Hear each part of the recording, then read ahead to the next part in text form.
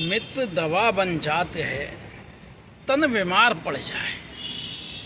शादी शुदा पुरुष सदा पत्नी को मित्र बनाए, पत्नी को मित्र बनाए, रखे सदा उसका ध्यान।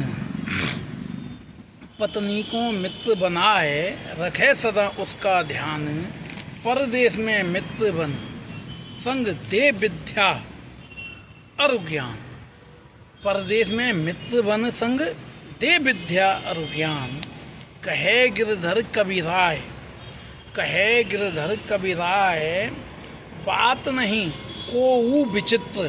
कहे गिरधर कबीराय, बात नहीं कोऊ विचित्र। मृत्यु उपरांत पुण्य कर्म ही वहाँ बनते मित्र। मृत्यु उपरांत पुण्य कर्म ही वहाँ बनते मित्र। दोस्तों, जैसा कि आपने अभी कुंडलिया सुना, उससे स्पष्ट है कि जब हम बीमार पड़ने लगते हैं तो उसमें सबसे अच्छी और कारगर दवा है हमारे मित्र। उससे सुंदर कोई दवा हो ही नहीं सकती। एक मित्र जो है हमारी हर पीड़ा के लिए सबसे उपयोगी दवा का कार्य करता है। हम कैसे भी बीमार हों, लेकिन हम यदि अपने मित्रों के साथ हैं, मित्रों के साथ यदि हम अपनी बात कहते हैं, अपने दिल की बात कहते हैं, अपने दिल का बोझ हल्का करते हैं, तो हमारी सारी बीमारियां मित्रों से हल्का होने से और मित्रों की दिलासा देने से खत्म हो जाती है।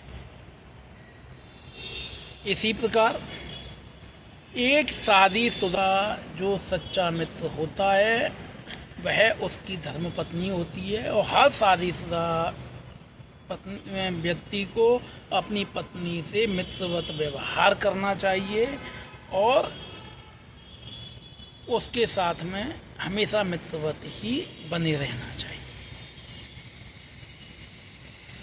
अब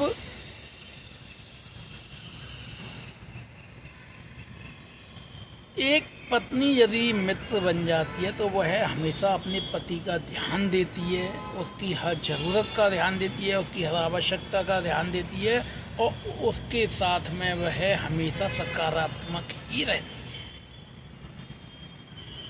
ठीक उसी प्रकार हम जब परदेश जाएं तो हमारा अध्ययन, हमारा ज्ञान, हमारी विद्या हमारी मित्र होती है। यदि हम शिक्षित हैं, हमारे अंदर ज्ञान है, हमने विद्या अध्ययन किया है, तो परदेश में वह हमेशा हमारे साथ मित्रवत व्यवहार करती है।